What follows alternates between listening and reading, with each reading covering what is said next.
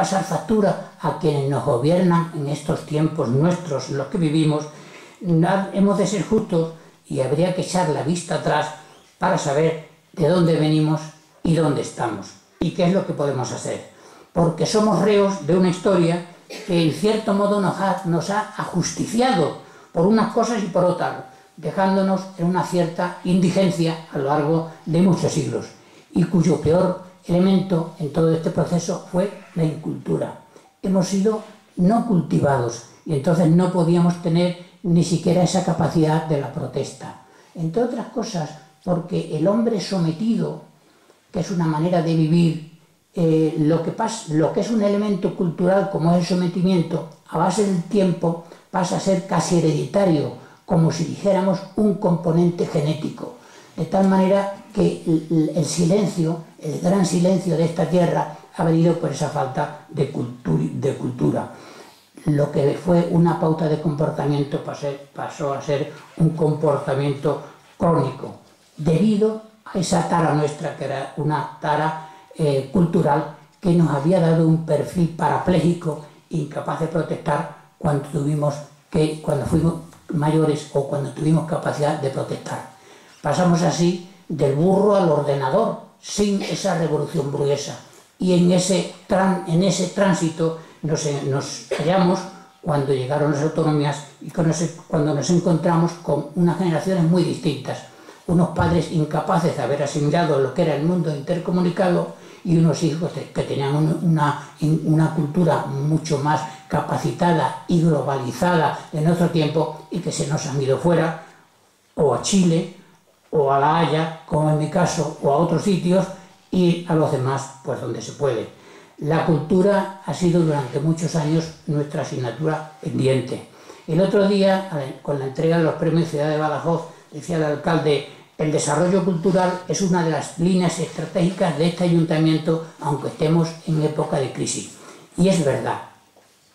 Mira, el sociólogo de 91 años, ya ha vivido mucho, Zygmunt Bauman, que lo conocemos por un libro reciente que se llama Extraños llamando a la puerta, y por otro libro anterior que era lo que llamó La modernidad líquida, diciendo que nosotros teníamos antes una serie de asideros de la familia, de las creencias, de las costumbres, y eso era sólido, pero que el cambio de la sociedad nos había licuado, nos había dado una leche, una zozobra, y nos había desituado. No sabíamos dónde estábamos.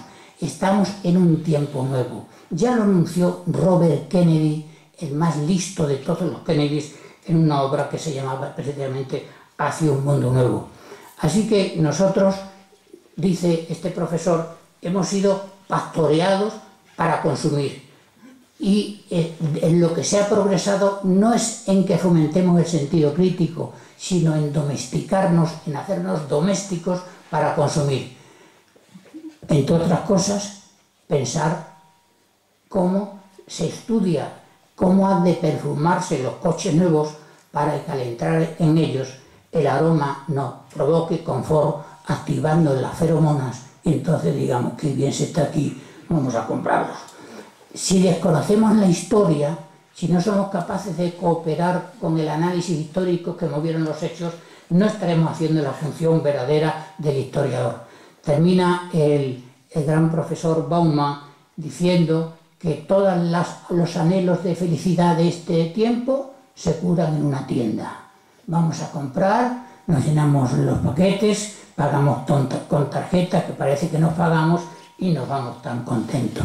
Pero termina diciendo una frase recogida de la sabiduría china. Dice: si piensas en el año que viene, planta maíz.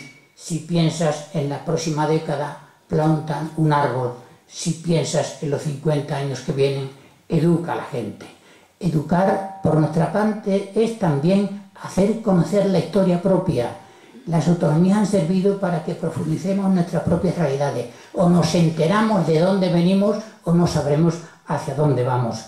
Y el historiador no tiene que ser, por tanto, un pedante erudito que está lleno de datos y ofrece mucha información, sino también alguien que sea capaz de sugerir y que sea capaz de enfrentarse. Así que en los planes educativos o metemos humanidades frente a las ciencias experimentales que están llenando todos los programas, o no seremos capaces de convertir a las generaciones que vienen en ese análisis crítico. El día 8 de este mes de noviembre estuve en el archivo de Simancas y había una exposición sobre Cervantes.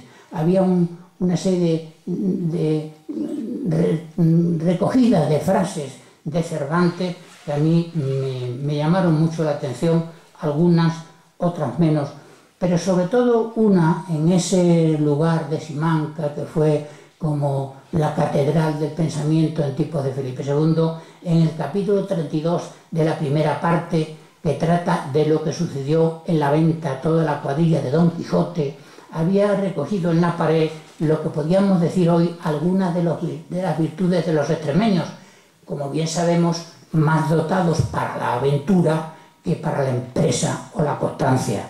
Y ponía en boca del cura Cervantes, nos emparentaba a Gonzalo Fernández de Córdoba con Diego García de Paredes, y decía de Diego García de Paredes: este Diego García de Paredes fue un principal caballero natural de la villa de Trujillo, en Extremadura, valentísimo soldado, y de tantas fuerzas naturales que detenía con un dedo una rueda de molino en la mitad de su furia, y puesto con un montante en la entrada de un puente, detuvo a un innumerable ejército que no pasase por ella, y hizo otras tales cosas que si, como él las cuenta y las escribe él a sí mismo, con la modestia de caballero y cronista propio, las escribiera otro, libre y desapasionado, pusiera en olvido la de los Héctores, Aquiles y Roldanes.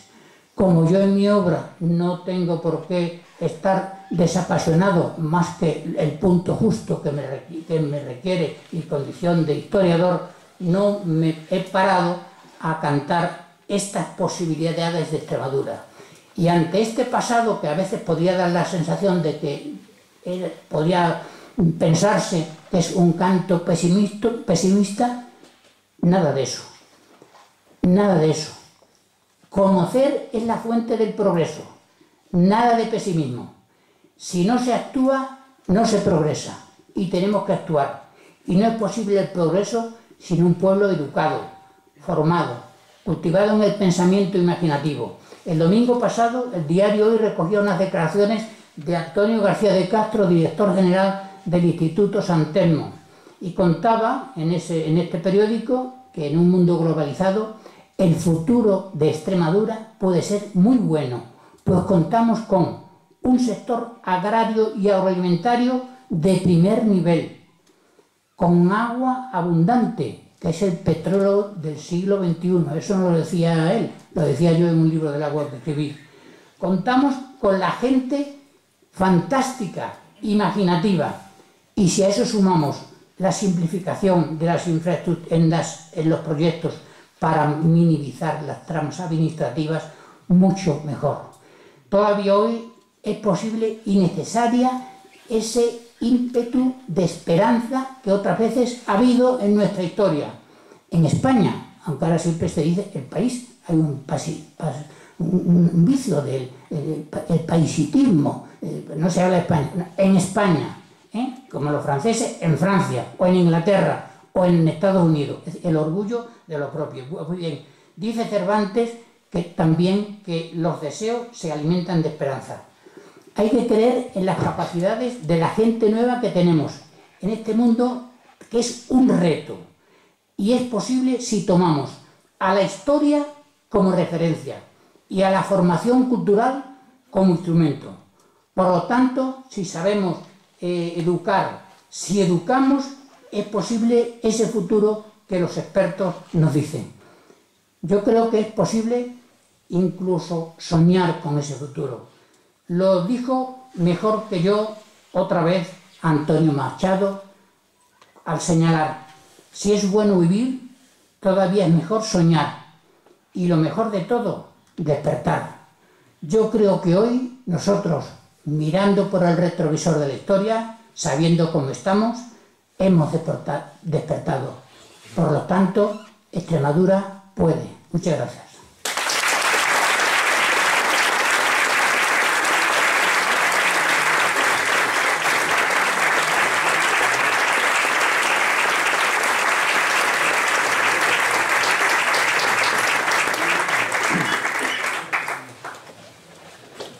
Buenas noches a todos y a todos. Feliciano, gracias por el trabajo. Como decía, Borges nos dejó marcado, el paraíso es algo muy parecido a una biblioteca. Por lo tanto, hoy con tu libro hay una nueva posibilidad hacia ese paraíso y algo que a mí me parece enormemente importante, ¿no? Siempre valoro lo que hay detrás de un libro. Detrás de un libro hay mucho trabajo, muchas horas, mucho esfuerzo de documentación, y es algo que hay que reconocerlo porque es tuyo hasta hoy. A partir de su presentación deja de ser tuyo para ser de todos, ¿no? Yo tenía un profesor en la carrera, yo estudié la carrera de medicina en Córdoba, un catedrático de pediatría, el profesor Armando Romano, recientemente fallecido, que cuando estudiábamos pediatría en quinto nos decía que la mayor parte de las enfermedades de los niños en urgencia se curaban sin medicamentos, que habría que recomendar habitaciones las más amplias de la casa, bien ventiladas, y que hubiera algunos libros cerquita de donde estaba el paciente, ¿no? Bueno, pues aquello se me quedó allí grabado, ¿no? Y en esto que teníamos la carrera, me fui a Madrid, donde vivían mis padres, y encontré un trabajo en una guardia, en una clínica en la calle San Bernardo, en Madrid, entre la Gran Vía y la Plaza San Bernardo, y allí llegaba todo tipo de gente a aquellas urgencias, ¿no? Y de pronto pues, me llegó unos niños. Y claro, con aquel miedo que te entra cuando de pronto tienes que tomar una decisión sobre un chiquinino que no habla por su boca, sino que habla por boca de la madre, pues se me vinieron enseguida a la cabeza todas las enseñanzas que había tenido, ¿no? Y efectivamente tenía un cuadro que tenía toda la pinta de ser un cuadro vírico y no se resolvía con antibióticos. Y se me ocurrió contarle a aquella buena familia que le recetaba, le prescribía que lo pusieran en la habitación más amplia de la casa, que se aseguraran de que estuviera la habitación bien ventilada y que tuvieran a disposición del niño lo más cerca posible algunos libros, ¿no? Claro, la cara de aquella gente era como diciendo que se está quedando usted conmigo o qué, ¿no? Pero yo me quedé satisfecho de decir, mira, dije lo que aprendí, probablemente no sé si me hicieron mucho caso o no, luego la vida me llevó por otros derroteros profesionales y no tuve la oportunidad de decirlo, pero él siempre diferenciaba y siempre decía que no podíamos perder la oportunidad nunca de hacerle saber a la gente lo importante que es leer, lo importante que es explorar cosas nuevas. Y es una consulta de un médico un sitio espectacular para recomendar este tipo de cosas, porque los médicos, la gente nos suele hacer bastante caso, ¿no? Y probablemente si te lo digan en otros sitios no, pero si eres tú el que se lo dice. Y aquello se lo quedó grabado como un ejercicio realmente de poner en valor lo realmente importante, ¿no? Él nos entregó un ejemplo de historias clínicas donde tú, cuando le preguntabas al paciente qué le duele a usted, desde cuándo y a qué se lo atribuye, luego unos párrafos más abajo le preguntaba si leía y qué tipo de libro solía leer, ¿no? Una cosa que me parecía espectacular y que tiene mucho que ver con esa mezcla que hay entre la medicina y las humanidades que ha llenado la historia de muchos médicos, han sido magníficos escritores, ¿no? Nos regalas, ya digo, un libro, Feliciano, que tiene mucho que ver con tu ocupación y tu preocupación por tu pequeña tierra, por Jerez de los Caballeros y por su comarca. Decía, y es verdad, que yo soy tan jerezano como oliventino, o quizás más jerezano, porque la mitad de mi sangre es de Jerez y la otra mitad la de mi madre, mitad de Villafranca y mitad de Olivenza. Aunque es verdad, tenemos que reconocerlo, que de verdad somos de donde son nuestras madres. Y eso es inevitable, ¿no? Madres de Olivenza, yo soy y seré siempre oliventino, porque allí en aquella casa de la Plaza España 20 es donde tuve a bien venir al mundo y eso no se olvida nunca, ¿no? Pero es verdad que tu preocupación a lo largo de tu vida te ha hecho un experto en todo lo que tiene que ver la literatura histórica. Eres un apasionado por una determinada etapa de nuestra historia, lo cual yo creo que es enormemente importante y singular, porque alguien tiene que estar pensando en recordar lo que fuimos, ¿no? ¿Qué somos en la vida? ¿Qué somos? Somos una consecuencia de lo que fuimos, de lo que somos y de lo que podremos ser en el futuro, ¿no? Pero en este tiempo atropellado, en esta vida en la que todo se construye a partir de 140 caracteres, en la que todo va muy rápido y que en los periódicos una noticia que a media mañana no haya tenido tantos impactos desaparece del periódico y aparece una nueva.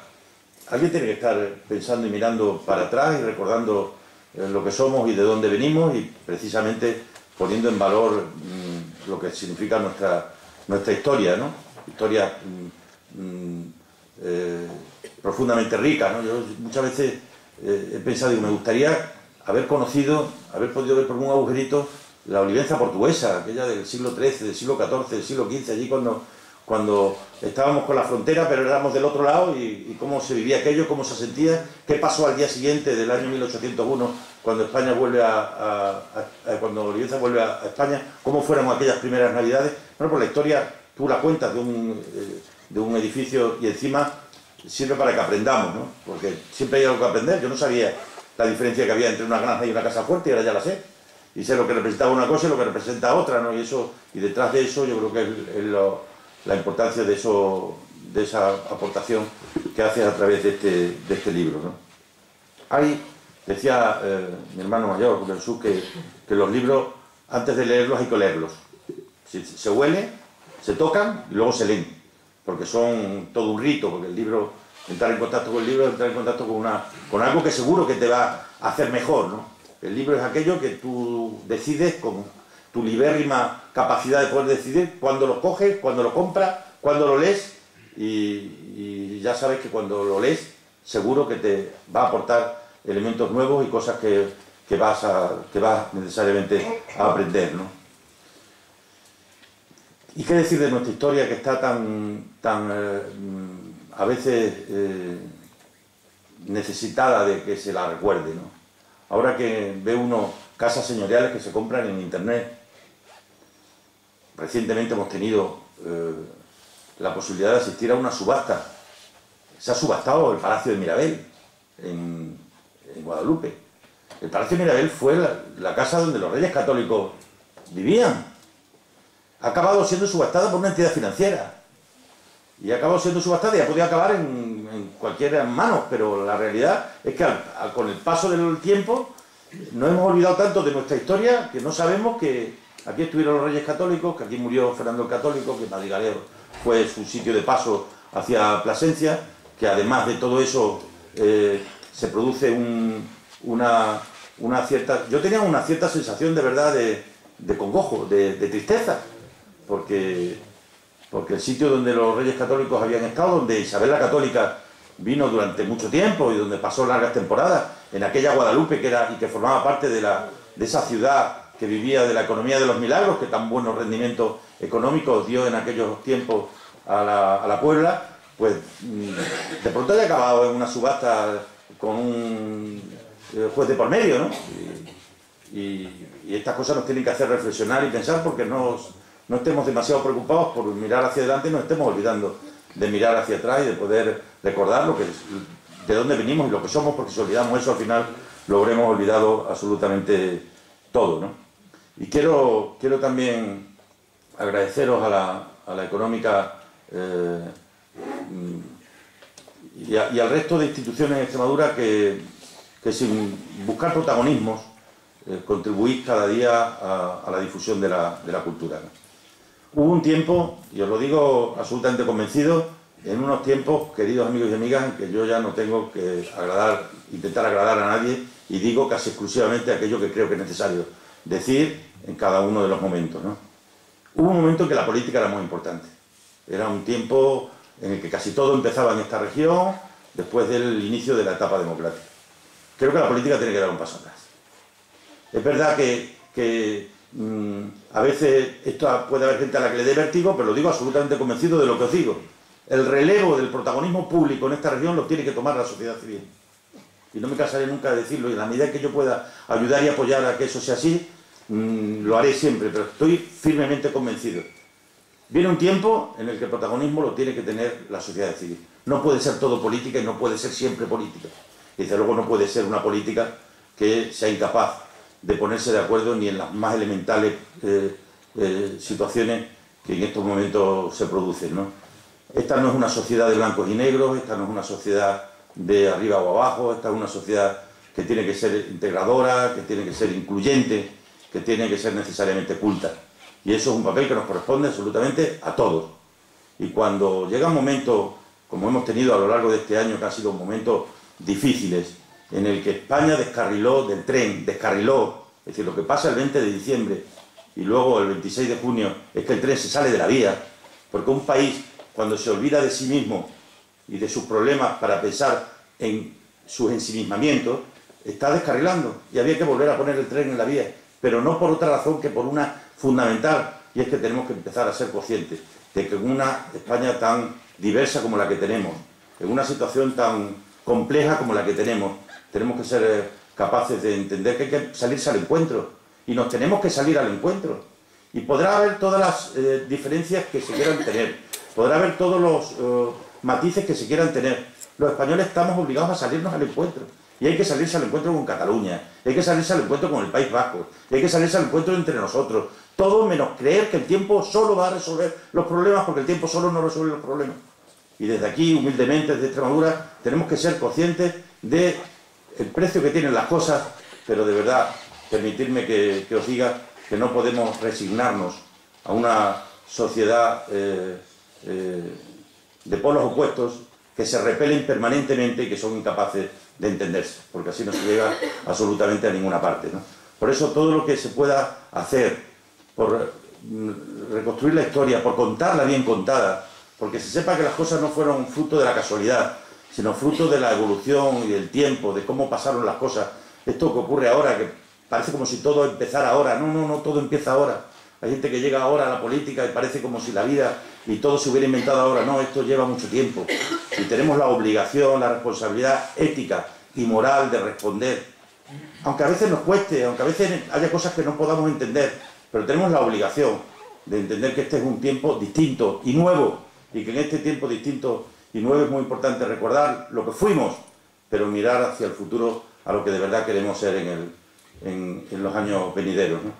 Y como la sociedad tiene un agujerito por el que mirar y saber cómo va a ser el futuro, hay una caja negra perfecta, que son las aulas de nuestras escuelas. Si queremos saber lo que vamos a hacer en el futuro, miremos por un agujerito a cualquier aula de cualquier colegio, de cualquier instituto de Extremadura. Y sabemos cómo vamos a hacer en el futuro. Lo que hagamos ahí, lo que invirtamos ahí, lo que seamos capaces de transmitir ahí, los valores que seamos capaces de compartir ahí, serán los que provoquen y generen la Extremadura del futuro. No pensemos que va a venir aquí ningún libertador, ni ningún mago que sea capaz de la noche a la mañana. Seremos la consecuencia de lo que cada día seamos capaces, todos y cada uno de nosotros, de incorporar. Y de verdad, y con esto termino, quitemos la importancia de la política. No somos tan importantes. Los importantes son los que cada día hacen cosas. Esta mañana hemos dado en Mérida los primeros premios Espiga del CADA. Los primeros premios Espiga del CADA. A mí me iba picando la barriga cuando iba camino de ese sitio. ¿Por qué? Porque producíamos 70.000 botellas hace 10 años y este año 5 millones de botellas. Porque en Cataluña están pidiendo ya que se pare, la denominación de origen del cava está pidiendo que se pare de sembrar cava en Extremadura, porque se está haciendo mucho daño, porque se están haciendo cosas de calidad. Eso es lo importante, esas son la gente importante, esas son la gente trascendente, esas son la gente que pueden cambiar las cosas. Los demás pasaremos, estaremos un tiempo y estarán luego otro, pasaremos de moda, pasaremos de tiempo, y lo que quedará siempre es la gente que está haciendo las cosas bien, la gente que está trabajando, intentando producir un profundo cambio social, que es el de una generación mucho más preparada, mucho más capaz, que no le tienen miedo al mundo, que no le tienen miedo a competir en nuevos mercados y en nuevos lugares. Eso es lo realmente importante y lo que realmente merece la pena, ¿no? Y ya digo, no perdamos nunca de vista a toda esa generación de gente que a lo largo de los últimos 40 años han estado pululando en la sociedad civil por hacer cosas, y ahí están tus libros y los de tantos otros, Feliciano, que han conseguido escribir una parte de nuestra historia y que ahí está y seguirá estando en el futuro. Y que, por favor, no olvidemos nunca que donde esté un libro, que se quite todo lo demás. Cuando hace unos años se hablaba del problema de Internet, de cómo iban a desaparecer los libros, no han desaparecido. Es que hay cosas contra las que las redes, ni las redes pueden, y no pueden contra un libro. Un libro es algo tan importante, tan necesario que hubo un viejo ya desaparecido catedrático de pediatría en Córdoba que se atrevió a recetarlo como el mejor de los medicamentos posibles. Nada más y muchas gracias.